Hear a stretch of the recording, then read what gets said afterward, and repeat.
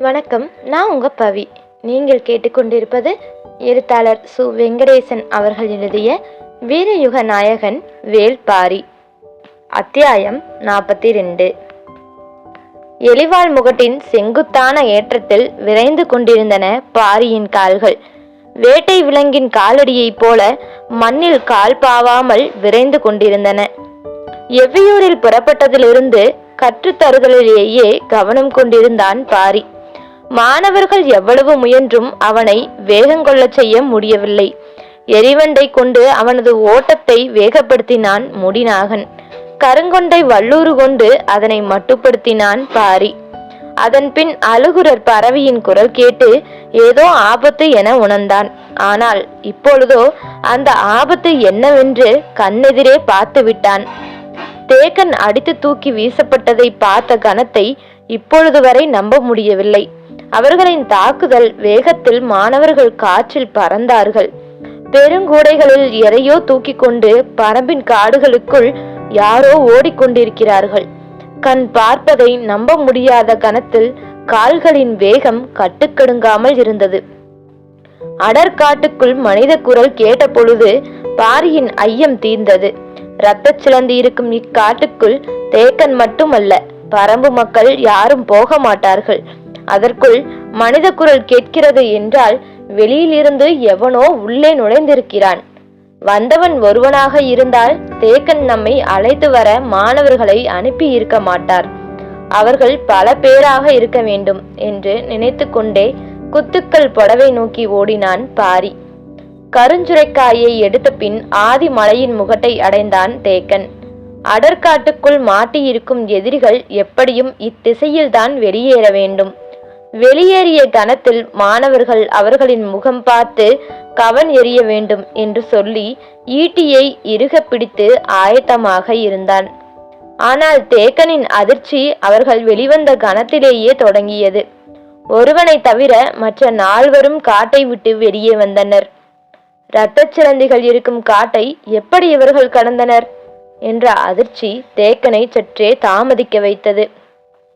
காட்டை விட்டு வெளியேறிய கணத்தில் தாக்குதலை சந்திக்க வேண்டியிருக்கும் என்ற எதிர்பார்ப்போடு வந்த காலம்பன் தேக்கன் ஈட்டி எறியும் முன் தனது வளைத்தடியை சுழற்றினான். கண்ணிமைக்கும் நேரத்தில் அது தேக்கனின் கழுத்துக்கு வந்தது. கவனமாய் அதனை தட்டிவிட்டு விலகினான். திசை கொன்றாய் நின்ற மாணவர்கள் கவன் வீச தொடங்கிய அந்த காட்சிதான் தொலைவில் ஓடி வந்து கொண்டிருந்த பாரியின் பார்வையில் முதலில் பட்டது. அவர்கள் தேக்கனை தாக்கிய வேகத்தையும் மாணவர்களை சுழற்றி வீசியதையும் பார்த்தபடியே வெறிகொண்டு ஓடி வந்தான் பாரி. மலைச்சரிவில் பாறைகள் உருண்டன. மடுவன் வீசிய கவனிலிருந்து பறந்த கருஞ்சுரக்காய் ஒருவனின் முகத்தில் அடித்து தெரித்த கணத்தில்தான் அந்த இடத்தை அவர்கள் சூறையாடினார்கள். அடிப்பட்டவன் முகத்தை மூடியபடி கதறிக்கொண்டு பாறையில் மோதி மண்ணில் உருண்டான். பரம்பு நாட்டின் ஆசான், பகிரியை வேட்டையாடிய பெரு வீரன், எத்தனையோ மாணவர்களை காடறிய அழைத்து சென்று மாவீரர்களாக உருவாக்கியவன், தனியொருவனாக எவ்விலங்கினையும் வீழ்த்தும் ஆற்றல் கொண்ட தேக்கன் தனது முழு ஆற்றலையும் திரட்டி மோதினான். ஆனால் அவனது ஆற்றல் முழுவதும் தற்காத்து கொள்ளவே போதுமானதாக இருந்தது. சூழப்பட்ட எதிரிகளின் வலிமை ஒப்பிட முடியாததாக இருந்தது. அவர்களின் தாக்குதலை உள்வாங்கியபடி மனம் அவர்களின் திறனை கணித்து கொண்டிருந்தது. ஆனால் உடலோ தூக்கி வீசப்பட்டு கொண்டிருந்தது. பாரி இடம் வந்து சேர்ந்த பொழுது எல்லாம் முடிந்திருந்தது. கருவிழி ஒழுகி துடித்து கதறிக்கொண்டிருந்த ஒருவனின் முதுகில் இருந்த பெருங்கூடையை அறுத்து எடுத்தனர் மாணவர்கள். தேவவாக்கு விலங்கின் அடங்காத கத்தலும் தூக்கி வீசப்பட்ட மாணவர்களின் வேதனை குரலும் கருவிழி கலங்கியவனின் கதறலும் எங்கும் எதிரொலித்து கொண்டிருந்தன. ஆதிமலையின் முகட்டை கடந்த அவர்கள் சிறிது தொலைவு போவதற்குள் முகட்டின் பின்புற சுனையில் பதுங்கி இருந்த 7 பேர் அவர்களுடன் இணைந்து கொண்டனர். அவர்களின் ஓட்டம் மர இடுக்குகளுக்குள் மறைந்தது. தாக்குதல் முடிந்ததும் வந்து சேர்ந்த பாரி கன நேரமும் தாமதிக்காமல் துடித்து கிளம்பினான். கிளம்பிய வேகத்தில் அவனை இறுக பற்றி நிறுத்த முயன்றான் தேக்கன். தேக்கனின் செயலுக்கு காரணம் புரியாமல் பாரி திகைத்த பொழுது தேக்கனின் வாய் முணுமுணுத்தது. அவர்கள் பலர், நீ ஒருவனாக போக வேண்டாம். தேக்கனின் சொல் பாரியை நிலைகுலைய செய்தது. பரம்பின் ஆசானா இப்படி பேசுவது? நான் ஒருவனா? இது எனது காடு. மரமும் செடியும் கொடியும் விலங்கும் இருக்கிற இக்காட்டில் நான் எப்படி தனியனாவேன்? பிடித்த கையை உதறி தள்ளிய பாரியின் ஆவேசம் பார்க்க முடியாத பெருஞ்சினம் கொண்டிருந்தது. ஓடினான் பாரி. காடதிர காற்றதிர கண்ணில் வெறிகொண்டு ஓடினான். பரம்பு நாட்டின் தேவவாக்கு விலங்கை தூக்கி கொண்டு ஆதிமலையை ஒரு கூட்டம் கடந்து விட்டதென்ற உண்மையை கொன்று புதைக்க ஓடினான். இவ்விலங்கின் ஓட்டத்தையும் விஞ்சக்கூடியவன் வேல்பாரி. காட்டின் எத்தரையிலும் முழு வேகத்தோடு ஓடக்கூடிய விலங்கு எதுவும் இல்லை. ஒவ்வொரு விலங்குக்கும் ஓட்டம் உச்சங்கொள்ளும் இடமும் உண்டு, ஊனங்கொள்ளும் இடமும் உண்டு. எவ்வளவு வேகமாக பாய்ந்து வந்தாலும் கமரிப்புல் இருக்கும் காட்டில் வரிப்புலி காலடி எடுத்து வைக்காது. முக்கொற்றி கோரை முளைத்து கிடக்கும் தரையில் வேங்கை புலி கால் பதிக்காது. முசுறுப்புல் காட்டில் பாம்பு நகராது. வாட்கோரைக்குள் மான் ஓடாது.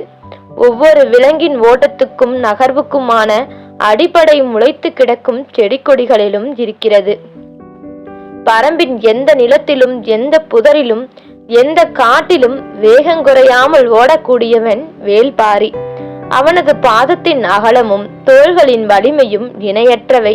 பிடரிமயிர் சிலிர்க்க ஓடும் பாரியின் ஓட்டத்தை மறித்து நிற்கும் உயிர் எதுவும் பரம்பு காட்டுக்குள் இதுவரை இல்லை. ஓடிக்கொண்டிருந்த எதிரிகள் எதிர் திசை காட்டை நோக்கி ஓடாமல் வலப்புறச் சரிவை நோக்கி இறங்கத் தொடங்கினர். யாராவது பின்தொடர்ந்து வந்தால் அவர்களை திசை மாற்றவே இத்தந்திரத்தை செய்தனர். அவர்கள் தங்களின் வழியை மாற்றிவிட்டனர் என்பதை சிறிது நேரத்திலேயே கண்டறிந்தான் பாரி. சிவப்பு மூக்கு ஆக்காட்டி வலப்புற ஓடையின் பக்கம் நெடுநேரம் குரல் கொடுத்து கொண்டிருந்தது. அவர்கள் அப்பக்கம் திரும்புவார்கள் என யாரும் எதிர்பார்க்க முடியாது. அத்திசை நோக்கி படுவேகமாக பாரி இறங்கினான். எலிவால் முகட்டில் மோதல் நடந்த பொழுது 3 பேராக இருந்தவர்கள் இப்பொழுது எப்படி எண்ணற்றவர்களாக மாறினர்? முகட்டின் கீழ் திசையில் ஏன் மறைந்திருக்க வேண்டும்? அப்படி என்றால் இன்னும் எத்தனை பேர் மறைந்துள்ளனர்? மனதில் வினாக்கள் அடுத்தடுத்து எழுந்து கொண்டிருந்த பொழுது அதற்கான விடையை கண்டறியும் முன்னே அடுத்த வினா எழுந்து வந்தது. எலிவால் முகட்டை கடந்து கீழ்ப்புறம் இறங்கியவர்கள் அதற்குள் எப்படி முகட்டின் அடிவார ஓடையை அடைந்தார்கள்? தேக்கனிடம் சில சொற்களை பேச மட்டுமே நான் நேரஞ்செலவிட்டேன். ஆனால் அவர்கள் அதற்குள் ஓடைக்கு போய்விட்டார்கள் என்றால் அவர்களின் வேகம் நினைத்து பார்க்க முடியாதபடி இருக்கிறது. தேக்கனும் மாணவர்களும் இணைந்து தாக்குதல் தொடுத்த பின் வேகத்தை இன்னும் கூட்டியுள்ளனர். என்ன கூட்டினாலும் என்ன, அவர்கள் பரம்பின் காட்டுக்குள் தானே ஓடிக்கொண்டிருக்கின்றனர்.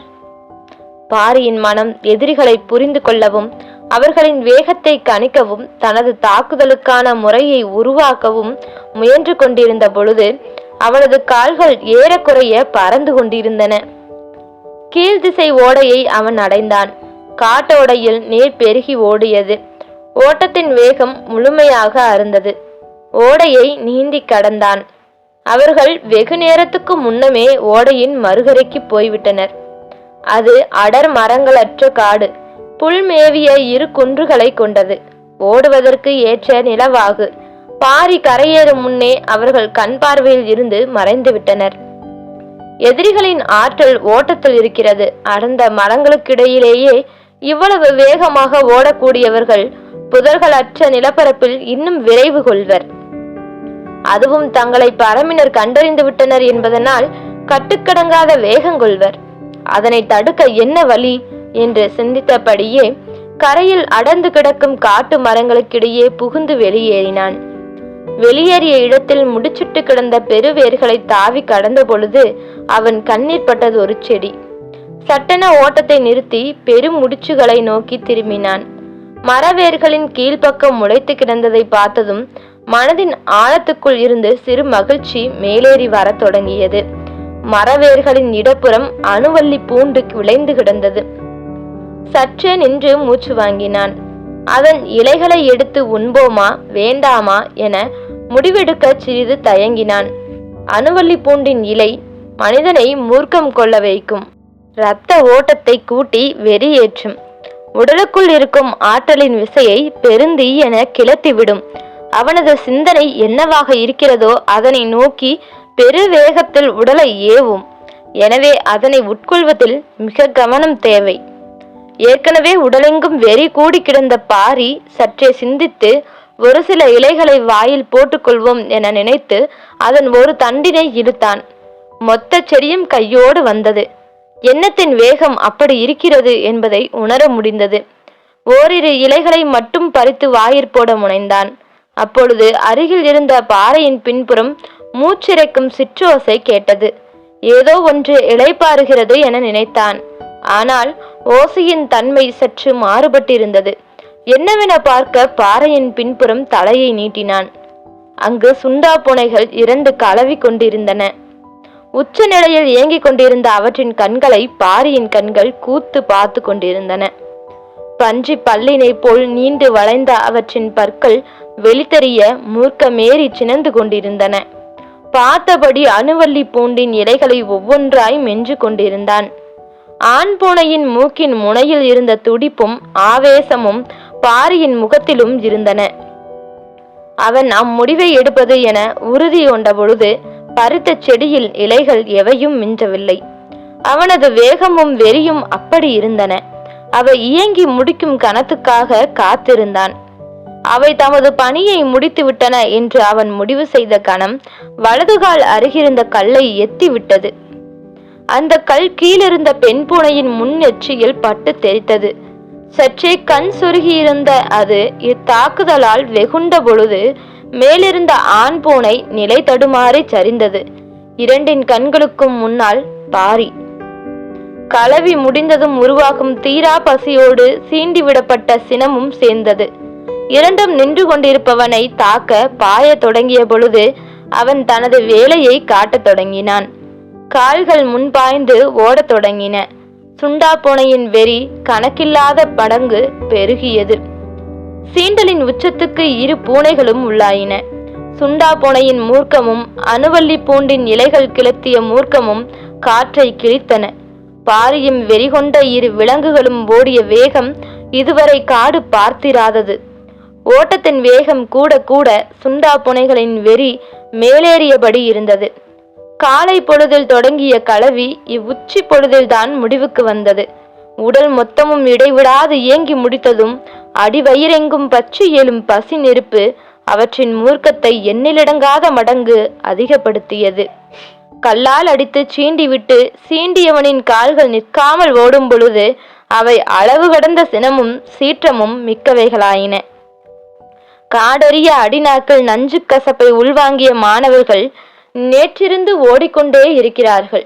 கொடும் நஞ்சு இடைவிடாமல் அவர்களின் தொண்டைக்குள் சுரந்து கொண்டே இருக்க என்ன ஒரு வேதனையை அவர்கள் அனுபவித்திருப்பார்கள். பரம்பின் ஆசானை அடித்து தூக்கி போட்டு தேவவாக்க விலங்கை தூக்கிச் செல்லும் வலிமை இவ்வுலகில் யாருக்கோ இருக்கிறது என்பதை ஏற்றுக்கொள்வதும் செத்து மடிவதும் ஒன்றுதான். பரம்பு நாட்டின் அடையாளத்தை எடுத்துச் செல்லும் இவர்களின் உயிர் இன்னும் பரம்பின் எல்லைக்குள் தான் இருக்கிறது என்பதை சகித்து கொள்ள முடியாத கோபமும் வெறியும் பாரியை கட்டுக்கடங்காத ஆவேசங்கொள்ள செய்தன. ஓட்டத்தின் வேகத்தை சரிந்து கிடக்கும் நிலமும் படர்ந்து கிடக்கும் செடி கொடிகளும் முடிவு செய்கின்றன. சுண்டா பூனைகளின் முதுகெலும்பு வில்லை போல வளைந்து நீல 4 கார் பாய்ச்சலில் ஓடி வந்து கொண்டிருந்த பொழுதும் அவற்றால் நெருங்க முடியாத வேகங்கொண்டு பாரி ஓடுவதற்கு காரணம் கண்ணுக்கு முன்னால் ஓடும் எதிரிகளும் கண் தெரியாத வெறியை உருவாக்கிய அணுவல்லி பூண்டுமே. விலங்குகள் தங்களின் இரை நழுவி போகும்போது இயல்பிலே பல மடங்கு ஆவேசத்தை அடைகின்றன. சுண்டா பூனைகள் இவ்வளவு வேகம் கொள்வதற்கு அதுதான் காரணம். பாரி அவற்றை விட வேகம் எடுத்து ஓடிக்கொண்டிருப்பதற்கும் அதுதான் காரணம். இப்பொழுது அவனது மனமும் செயலும் விலங்கினமும் கொடுஞ்சினம் கொண்டிருந்தன. அதையும் கடந்து ஒருவேளை சுண்டா பூனைகள் அவன் மீது பாயுமேயானால் இடுப்பில் இருக்கும் 2 கத்திகளும் அவற்றின் கீழ்த்தொண்டையில் இறங்க ஆயத்தமாகத்தான் இருந்தன. ஆனால் பாரி அதனை செய்ய போவதில்லை. ஏனென்றால் விரட்டி வரும் 2ம் அவனுடைய இரையல்ல, ஆயுதங்கள். காமத்தில் ஏறிய வேகங்குறையாமல் அவற்றை இழுத்து வந்து கொண்டிருப்பதற்கு காரணம் அதே வேகத்தோடு வேட்டையில் இறக்குவதற்காகத்தான். சுருள்வாள் கொண்ட சுண்டா பூனையின் பன்றி பற்களும் நீள்வளைவு நகங்களும் பரம்பின் தரப்புக்காக களமிறங்க போகின்றன. தீராத காமம் தீரும் பொழுது கிடைக்க வேண்டிய உணவுக்கான விருந்துக்கு அழைத்து சென்றான் வேல்பாரி. இதோ விருந்து மிக அருகில் வந்துவிட்டது. அவன் அழைத்து வரும் விருந்தாளிகள் மிக அருகில் வந்து விட்டன. முன்னால் ஓடிக்கொண்டிருப்பது வேட்டை உணவு, பின்னால் வந்து கொண்டிருப்பன வேட்டை விலங்குகள். இரண்டுக்கும் இடையில் விட்டு விலகும் சரியான கணத்தை முன்வைத்த கால்விரல்கள் தீர்மானித்தன. பாரி இடப்புற பள்ளம் நோக்கி எவ்வி பாய்ந்து சரிந்த கணத்தினை சுண்டா பூனைகளால் நினைவு கொள்ள முடியாமல் இருந்ததற்கு காரணம் கையளவு தொலைவில் ஓடிக்கொண்டிருந்த எண்ணற்ற மனிதர்களின் ஓட்டம். சரிவில் உருண்டு வேர்கள் பிடித்து இங்குமங்குமாக தூக்கி வீசப்பட்டு அடிப்பள்ளத்தில் பாரி நிலை கொண்ட பொழுது மேலே வேட்டை முழு வேகத்தில் நடந்து கொண்டிருந்தது. சுண்டா பூனைகளின் ஆவேசத்துக்கும் ஆற்றலுக்கும் இறை எதுவும் மிஞ்சாது. கதறலும் தாக்குதலும் உச்சத்தில் நிகழ்ந்தன. எதிரிகள் என்னவென்றே கணிக்க முடியாத பொழுது நிகழ்ந்த தாக்குதல் இது. ஓசைகள் காற்றை கிழித்து கொண்டிருந்தன. உயிர் போகும் கதறலும் ஆவேசம் கொண்ட கூக்குரலும் எங்கும் எதிரொலித்தன.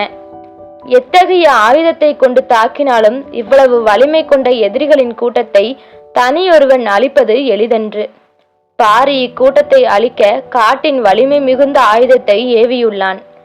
எந்த ஒரு எதிரியாலும் நினைத்து பார்க்க முடியாத தாக்குதலாக இது இருக்க போகிறது. சுண்டா பூனையின் முன் வளைந்த பன்றிப்பல்லும் முனை நீண்ட அதன் கால் நகங்களும் ஓடிக்கொண்டிருப்பவர்களின் மேலே ஒரு முறை பட்டார் போதும், அதன் பின் அவன் கொட்டும் குருதிக்கு அளவேதும் இருக்காது. அதுவும் பழக்கப்படுத்தவே முடியாத காட்டு விலங்குகளை வைத்து நிகழ்த்தும் தாக்குதலை எதிர்கொண்டு மீள்வது எளிதல்ல. வேட்டை நாயை தவிர வேறு எவ்விலங்கையும் மனிதனை நோக்கி ஏவ முடியாது.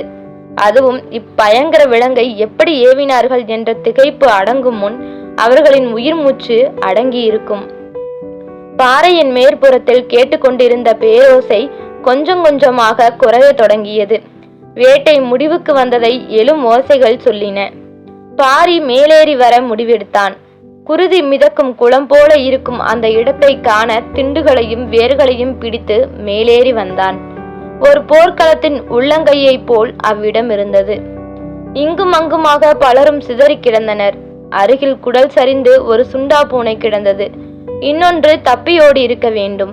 ஒரு கூடையை கடித்து இழுத்துள்ளதால் அதிலிருந்து தேவவாக்கு விலங்குகள் வெளியில் சிதறி இருக்கின்றன. அவற்றை தப்பியோடிய பூனை விழுங்க முடித்திருக்க வேண்டும். குருதி களம் விட்டு பார்வையை நகர்த்தி அடுத்த குன்றை பார்த்தான் பாரி. தப்பித்த மூவர் சற்று தொலைவில் நடுமலையின் விளிம்பை நோக்கி ஓடிக்கொண்டிருந்தார்கள். மூவரின் தோள்களிலும் கூடைகள் இருந்தன. ஆவேசங்கொண்ட சுண்டா பூனைகளின் தாக்குதலையும் மிஞ்சி ஓடும் மூவரை பாரியின் கண்கள் வியப்புற்று பார்த்தன. 7 பேரை பலி கொடுத்தாலும் தூக்கிய 3 கூடைகளை விட்டுவிடாமல் அவர்கள் ஓடிக்கொண்டிருக்கின்றனர். பாரி மீண்டும் ஓடத் தொடங்கினான். எதிரிகளின் ஆற்றல் நம்ப முடியாதபடி இருந்தது. இவ்வளவு தாக்குதலுக்கு பின்பும் அவர்களின் வேகம் குறையாமல் இருந்ததை அவனது கண்கள் கணித்து கொண்டிருந்தன. உடன் வந்தவர்களில் பெரும்பான்மையோரின் மரணம் அவர்களின் வேகத்தை சிறிதும் தளர்த்தவில்லை. அவர்களின் உடலும் மனமும் எதனையும் பொருட்படுத்தாத வேகம் கொண்டிருக்கின்றன என்று அவனுக்கு தோன்றியது. மீண்டும் அவன் ஓடத் தொடங்கினான். நடுமலையின் உச்சிக்கு வந்தான். அவன் கண்ணுக்கு முன்னால் தேவவாக்கு விலங்கை எடுத்துக்கொண்டு மூவர் நடுமலையின் முகட்டை கடந்திருந்தனர். அவர்கள் கீழிறங்கிய இடம் மனிதனால் சற்றும் நகர முடியாத பெரும் மலை பள்ளத்தாக்கு. இதில் மிக மிக கவனமாகவே கால்களை நகர்த்த முடியும். வேர்களையும் பாறை இடுக்குகளையும் பிடித்தபடியே இறங்க வேண்டும். இப்பகுதி முழுவதும் இப்படித்தான். பொழுது மங்கத் தொடங்கிய நேரம் அவர்கள் பாறைகளின் இண்டு இடுக்குகளின் வழியே கவனமாக இறங்கிக் கொண்டிருந்தனர். பொருத்தமான இடத்தில் நின்று அவர்களை கவனிக்க தொடங்கினான். இப்பொழுது அவர்கள் 3 பேராக இல்லை, நிறைய தலைகள் தெரிந்தன. பாறையின் இடுக்குகளில் காத்திருந்தவர்கள் மீண்டும் இணைந்து விட்டனர் என்பது புரிந்தது. மூச்சிறைத்தபடி பார்த்து கொண்டிருந்தான். கண்களுக்கு முன்னால் வேட்டை தப்பித்து போய் கொண்டிருந்தது. சுண்டா பூனைகளை வீழ்த்திவிட்டு தப்பி போகும் மனிதர்களை அவனது கண்கள் முதன்முறையாக பார்த்தன. தாவி குதித்து அவர்களை விரட்டிச் செல்ல உடல் துடித்த பொழுது மனம் சூழலை புரிந்து கொள்ள போராடியது. அடங்காத ஆவேசத்தோடு சற்றே பின்னால் திரும்பினான். ஆதிமலையின் எலிவால் முகட்டிற்கு நேரே சென்றி புகை மேலிருந்து உச்சி வரை போய்கொண்டிருந்தது. பரம்பின் ஆசான் உதவி கேட்டு புகை போட்டிருக்கிறான் என்பது புரிந்தது. ஆசான் புகை போட்டு நீண்ட நேரம் ஆகியுள்ளது. எதிர் திசையில் ஓடிக்கொண்டிருந்ததால் பாரியின் கண்களுக்கு அது தெரியவில்லை. இப்பொழுதுதான் பார்த்தான். பாரி அவர்களை விரட்டத் தொடங்கிய உடனே சென்றி புகை போட்டு விட்டான் தேக்கன். ஆதிமலையின் 2வது 3வது குன்று பகுதிகளில் பெரும் பரப்பளவில் ஊர்களே கிடையாது. இரத்த சிலந்தி காடாதலால் மனிதர்களும் வேட்டைக்கோ மற்றவைகளுக்கோ இப்பக்கம் வரமாட்டார்கள். எனவே புகை பார்த்து வருவதாக இருந்தால் மிக தொலைவில் இருந்துதான் வர வேண்டும்.